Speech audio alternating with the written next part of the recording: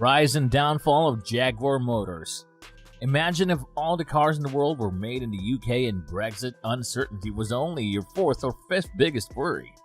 This is the worst case scenario for Jaguar Land Rover, which lost money in the first half of 2018 because sales dropped, costs went up, and production stopped.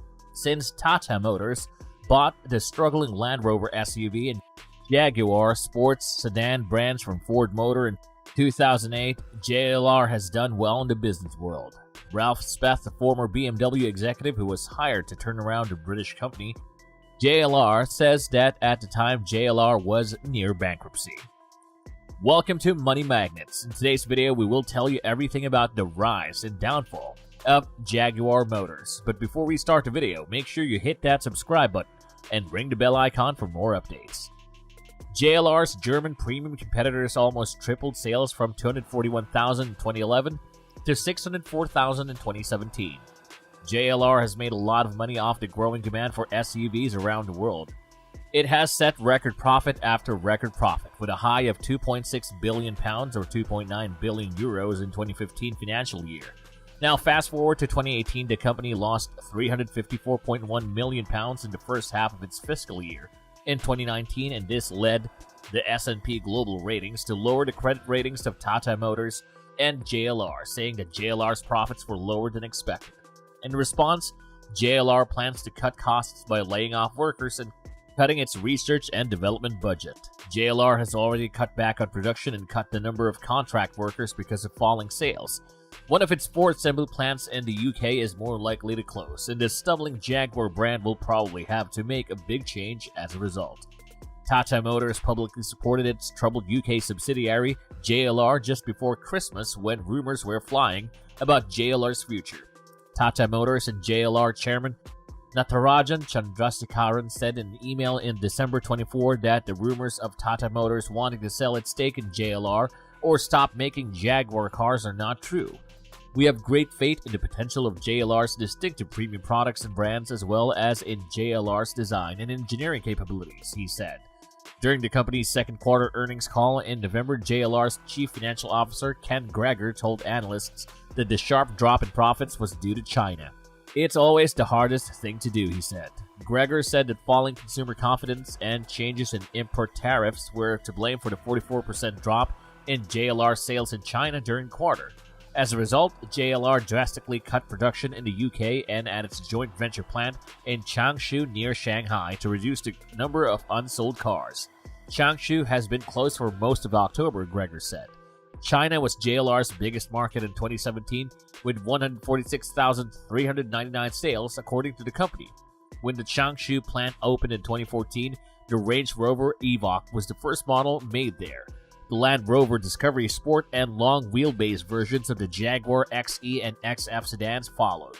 The Jaguar E-Pace is likely to be the next model made in China. But JLR's dealers in the world's largest car market don't like the locally built cars. They tell us that they lose money selling those vehicles, Gregor said. He added that JLR plans to end the vicious circle of pushing ever higher incentives to support an unsustainable level of volume in China. If that means accepting lower volume to allow our own profitability to be rebuilt, then that's what we will look to support too. Gregor said China's drop to JLR's fourth largest global market over the past 10 months means that the country is no longer a cash machine for the company. At one point, Bernstein analyst Max Warburton estimated that JLR made £60,000 of profit on each Range Rover SUV it sold in China. Company profitability was too independent on China, Warburton told Automotive News for Europe. It covered up a lot of cracks elsewhere. One of these cracks is excess capacity in JLR's growing production network. The Chinese slowdown is happening at the same time as the opening of JLR's new factory in Slovakia, the expansion of its Chinese plant, and the start of production for Jaguar's E-Pace SUV and full electric I-Pace, which are both being made by contract manufacturer Magnus Steyr in Austria. Three industry experts who spoke with A&E think that JLR will close its Castle Bromwich site for good. It will be a shopping center within 5 years, said Warburton. The site is small and only makes about 50,000 cars a year. The cars it does make are Jaguar slow-selling sedans. The biggest question is, How do you build in Slovakia and keep both Halewood and Solihull, said Warburton. Slovakia is supposed to start making the replacement for the Land Rover Defender this year, but it needs more work because of its size, 150,000 vehicles a year with the potential to grow to 300,000 and its much lower cost base. It was supposed to build the Jaguar XE and XF when their replacements came out around 2023, but it seems unlikely that those cars will survive. Jaguar hampered Land Rover's success when Ford owned both brands, and it looks like Jaguar's troubles have returned. Just as Ford failed to expand Jaguar's lineup with the X-Type midsize sedan, JLR has also failed with either the XE or the bigger XF, despite both using a bespoke rear-wheel drive aluminum platform that helped them match the dynamic abilities of BMW equivalents. Still, Jaguar is selling about 4 times as many cars as it did when Tata first took over. This is mostly because of the F-Pace and the recently released E-Pace SUVs. However, global sales of the brand's best-selling F-Pace fell by 25% from January to October, which suggests that the E-Pace is taking some sales away from its sister model. IHS Markit principal analyst Tim Urquhart said that the sedans have been held back by their generic looks and tough competition from BMW. Audi and Mercedes-Benz, the XE and XF are competent, but against the Germans, they're a bit of a waste of time, he said, adding that they probably won't survive, so the brand needs a bold plan. Staying still and keeping it the same is not an option, he said.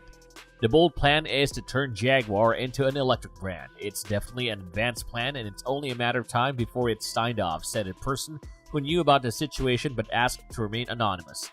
Jaguar has already launched the battery-powered I-Pace SUV, beating Mercedes and Audi to market. UK media reports says that the XJ sedan will be remade as an electric car. The problem is that it won't help profitability at first. JLR CFO Gregor admitted that the I margins paces are lower, even though it costs 15% more than an equivalently equipped F-Pace. He said that the I-Pace was more useful for helping JLR meet stricter CO2 targets in markets like Europe and China. They need someone like Volvo CEO Hakan Samuelsson. He scrapped the old production plants, got rid of 6-cylinder engines and diesels, and said, "We don't try to do everything because we can't," a senior UK car industry executive told A&E on condition of anonymity. "I don't see any signs JLR is thinking like that," he said. JLR says that the days when it had an EBIT margin of 14%, which it did in its 2015 financial year, are long gone. CFO Gregor said that the automaker is aiming for an EBIT margin of between 7% and 9%. JLR's EBIT margin fell to 3.8% in its last financial year. "That's not a number that we like at all," Gregor said. S&P said that products have just come out or are coming out soon could help boost growth, but that competition in the luxury car market could hurt margins.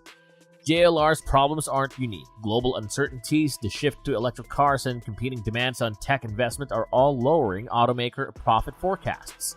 JLR, however, is in a worse position than any of its bigger premium rivals. To fix this, JLR has come up with a plan called Project Charge that calls for a saving £2.5 million in 2018. S&P, on the other hand, thinks that the company's goal to cut costs is too high. It predicts that JLR will have significant negative free operating cash flows over the next 2 years, which will weaken Tata Motors' financial ratios. Even so, JLR's cash flow will be bad in the short term. "We expect negative cash flow this year, and it may be negative next year and the year after that as well," said JLR Treasurer Ben Bergbauer during the Q2 analyst call. Gregor also said that JLR might have to cut jobs, he said.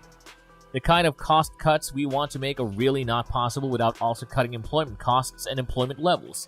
Bernstein's Warburton thinks the plan would work if they're willing to make hard choices. The problem with JLR is not revenues and margins, but costs and outgoings," he said. "It's just been running so fast and that it's reached an eye-opening level of spending. In theory, Land Rover is hugely profitable." That's it for today, guys. Be sure to hit that subscribe button to get the latest update about the freshest and interesting content we keep on posting.